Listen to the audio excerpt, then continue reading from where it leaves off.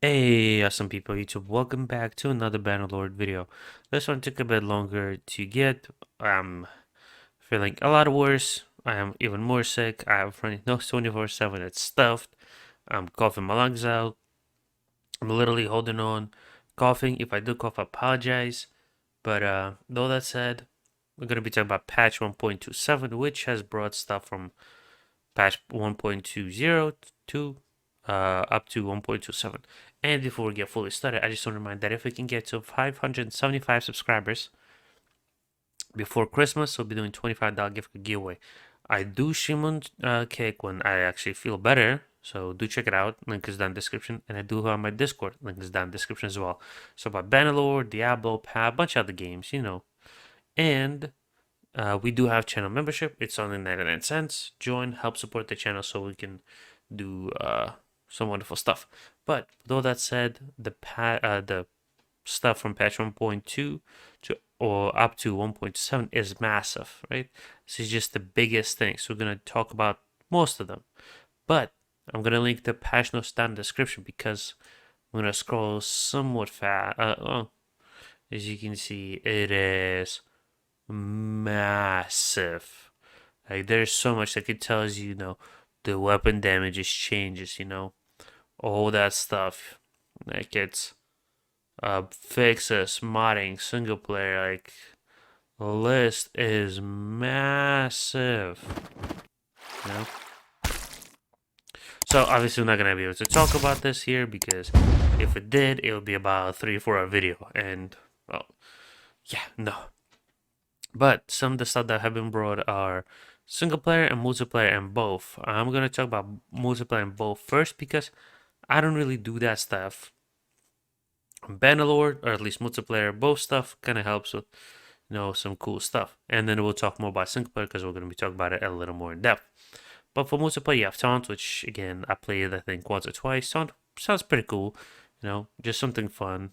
You have integrated map downloader, admin in-game admin panel, and combat balancing. Combat balancing really nice because I noticed when I did play, which was a bit ago, it sometimes was not too great.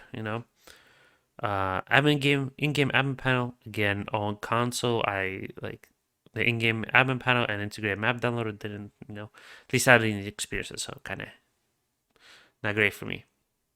But for both, you have pushable ladders, overhaul melee combat, ranged and cavalry AI, enhanced gamepad feedback, expanded modding capabilities.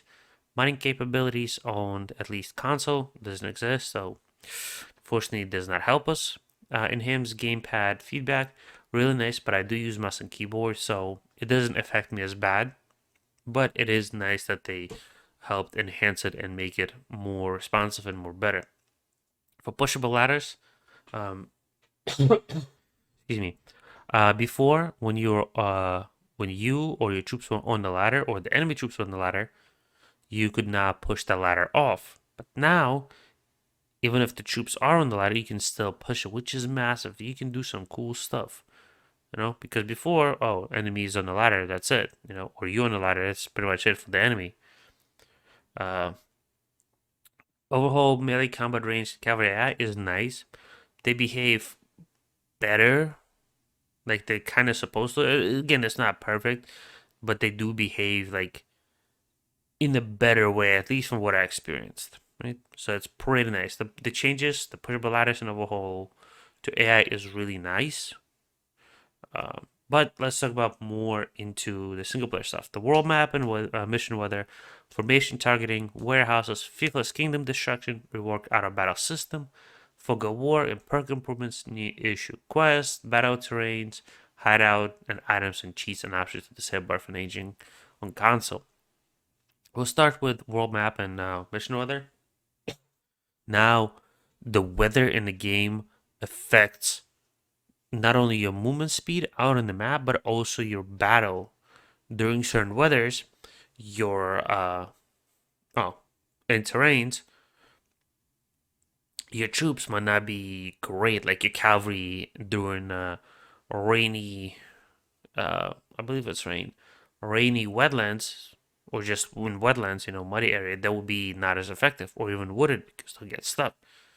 or while in an open field they'll get a better bonus. So there will be buffs and debuffs depending on the weather and the terrain. So that's pretty nice.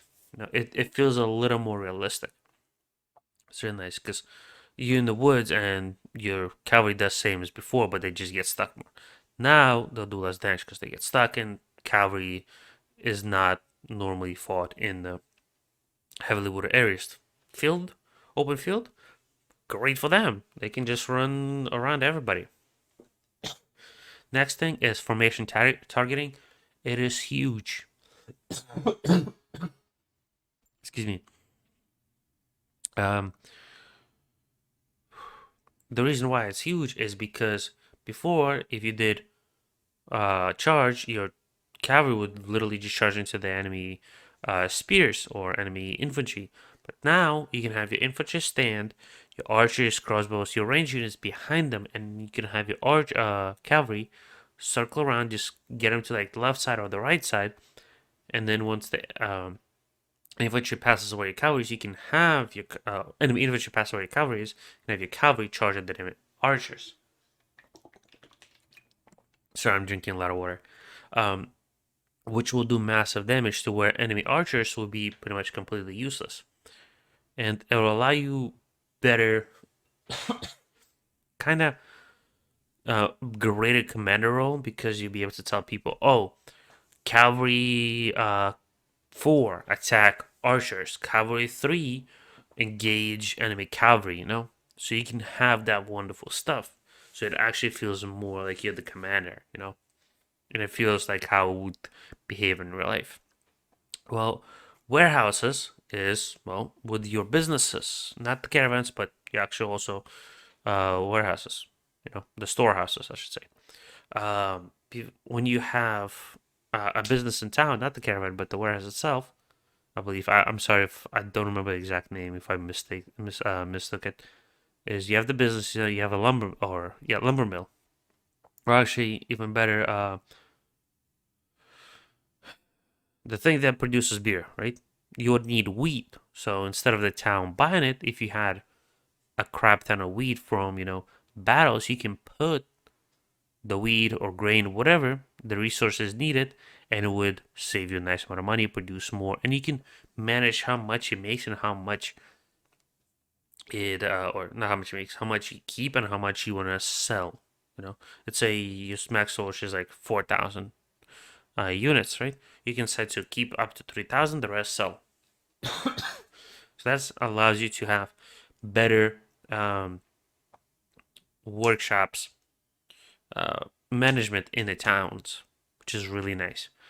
Next thing, it is probably the biggest thing personally for me is Thiefless Kingdom Destruction. Because before, you wipe the whole kingdom, right? And by wipe, I mean you take all their castles, all their thieves, right? They have nothing. They have no towns, no castles. And they'll just be at war with everybody. Just continuously be annoying thorn on your side.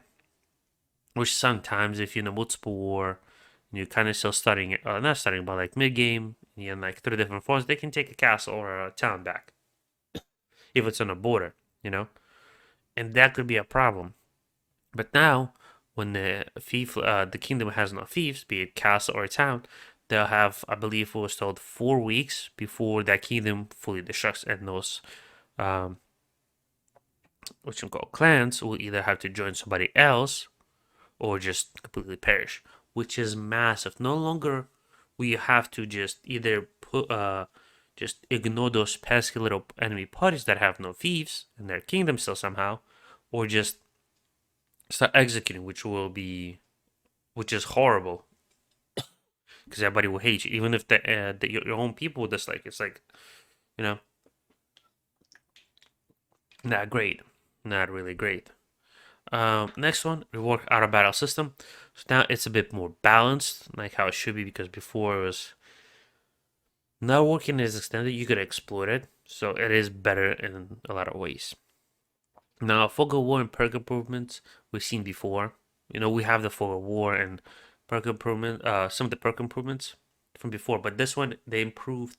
They specified some of the stuff, updated it, and fog of war Before, you just once they introduced it, you could see nobody unless you visited or talk to them, you know.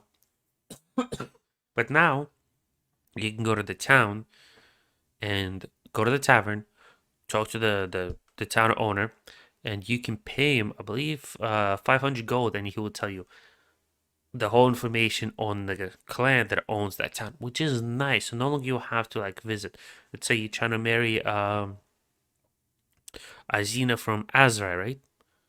But instead of trying to chase her down to, talk to her, you you go to the town that her clan you know controls, pay the tavern owner the money, and they'll be like, oh, she's over here, she's good at this, blah blah blah, stuff like that. Also, one of the wonderful thing is the marriage proposal for your family, right?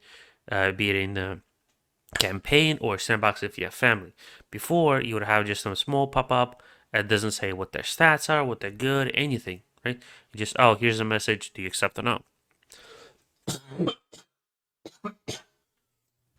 Oh, apologize. But now, when it pops up, when you click on it, when it pops up, because I haven't received it yet, still continuing Karsten playthrough, so do check it out.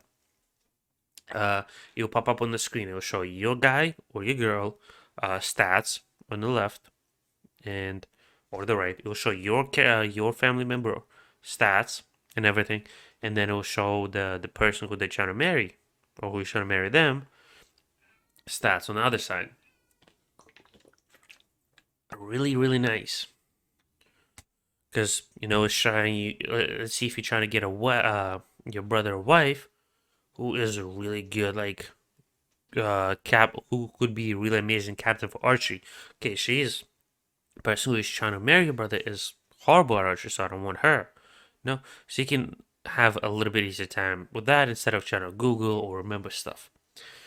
Now, new issue quests, battle terrains, hideout, and items. We're kind of talking about battle terrains. There's more terrains, there's more different hideout locations. Items that we've already seen as the con guard chest, the the arm guards, and I believe the Imperial chest, I forget the name. Battle terrains, again, just different locations. Same with hideouts, new issue quest.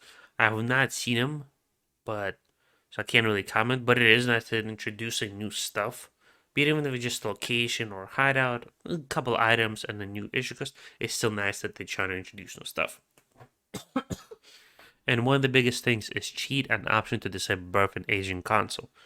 So cheats is nice for people who try to make content. So instead of like before when I was making when I made the how to get super rich, to be able to do that smithing, it took probably about a bunch of time to get to that stuff, to be able to afford the materials, to get that stuff. It also allowed me to, talk about perks even more in combat and all that wonderful stuff. So it allows just some fun gameplay, some testing, and for content creators to make more stuff.